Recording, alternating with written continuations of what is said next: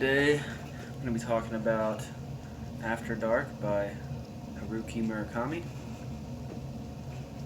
It is my first book by him that I've read. I keep on seeing his name everywhere, on bookstores, on the booktube community, on Reddit, everywhere, kind of. And so I decided to finally pick this one up. And it's pretty short. It's pretty big spacing, and I mean, if you're a quick reader, which I am not, you could probably finish it in a day, but I kind of spread it around. Finished it in about a week, but yeah, I don't think I've read any Japanese literature like at all. I just got into magical realism with Zafon, and kind of found him through that, and I wanted to read some more, and then I found out about some Japanese stuff. So I started with this, and then it seems like everybody, once you read one, you end up just reading all of his books. So I'm in the middle of Norwegian Wood right now, and I just bought Hard Boiled Wonderland, and it's in the mail. So I'll definitely get in there. He's becoming one of my favorite writers already, and I'm only a book and a half in his work. So a little bit about him. He's 71 right now. His most recent novel he published was like 2 years ago. He was born in 1949 in Kyoto, and experienced post-World War II Japan. He grew up as an only child. His father was a Buddhist priest, and both his parents taught Japanese literature. He studied at, probably going to say this wrong, Waseda University in Tokyo. And he's really known for his love of jazz music and music in general, which is one of my favorite things about his writing. He's always stating specific songs or artists that are playing during the scenes, so you can play them yourself and get a sense of atmosphere and everything. So he also opened a coffee and jazz bar with his wife, and they had that for 7 years. So and this was before he even started writing, so it kind of makes sense why he has so much. There's so much coffee and jazz in his books. Well, these ones at least. And him and his wife didn't have any children. He runs marathons and triathlons. He even wrote a book about running, which I want to get back into running. I used to run a lot in high school, so I definitely want to read that eventually. He didn't start writing until 29. He didn't start doing marathons until he was 33. But the first book he wrote, called Hear the Wind Sing, he entered it into a contest and won the contest. And that gave him some encouragement to continue writing. And then from there, he wrote, or his major breakthrough was Hard Boiled Wonderland, and then Norwegian Wood, and those two pretty much sent him off into some writing fame. And within 5 years, apparently people were chasing him around airports in 1986 because he was so popular. And he started writing in 1981, I think. That might be wrong. I'll have to do the math.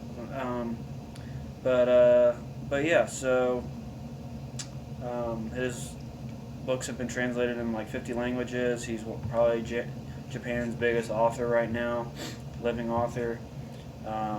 He's also worked as a translator. He's translated Fitzgerald, Carver, Capote, Irving, Thoreau, all into Japanese. And so, what I really like about his books is he references a lot of literature and a lot of music, which are like two of my favorite things. So I really like being able to follow along and catch all these references.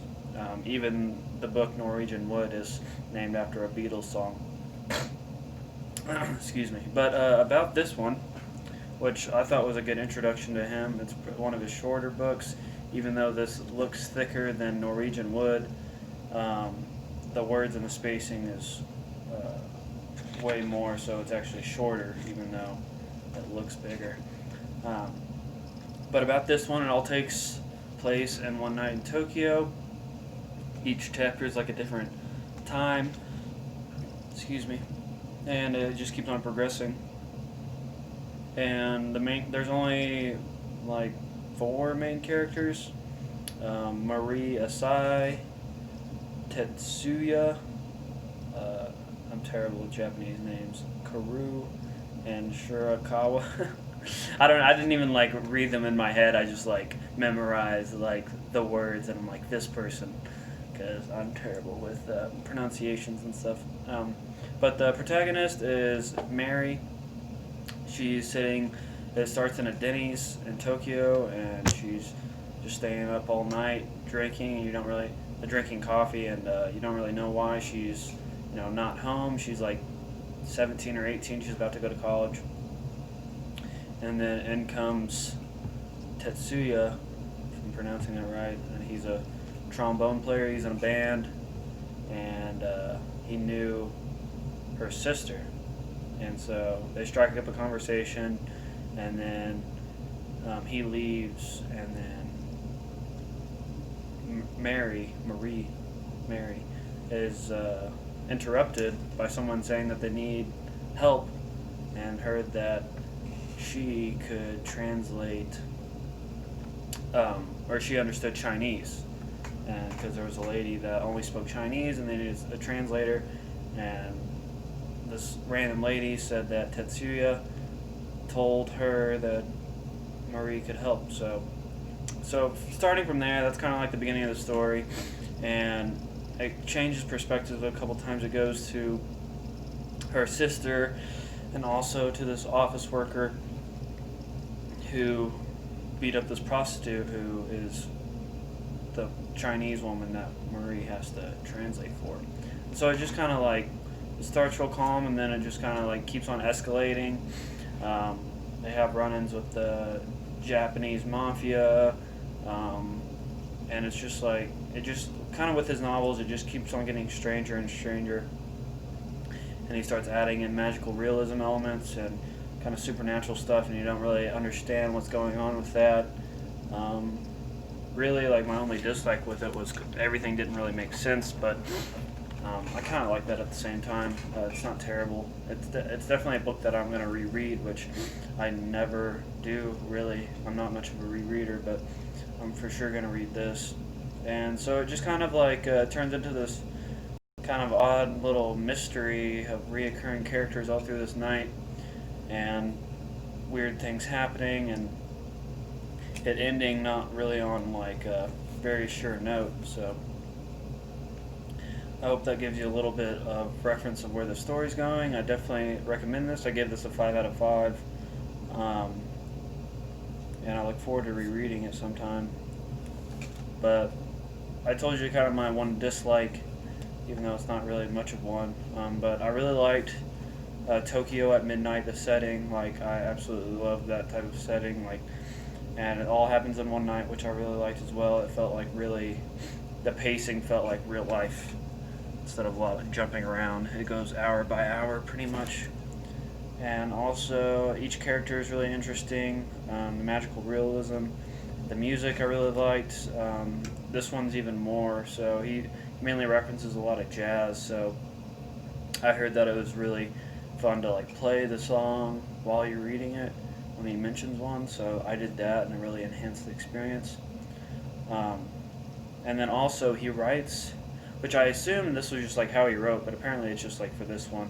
And he really writes in like a cinematic style where you're pretty much like a camera, and he talks about, and the way he writes, like, you really like picture it as a movie, and he like explains how these cameras are panning and just like how to visualize the setting and going in through this. And I thought that was really cool because I'm a really big film person, and I've never read a narrative style like that. So I definitely want to experiment with that in my own writing. But yeah, highly recommend. Check him out.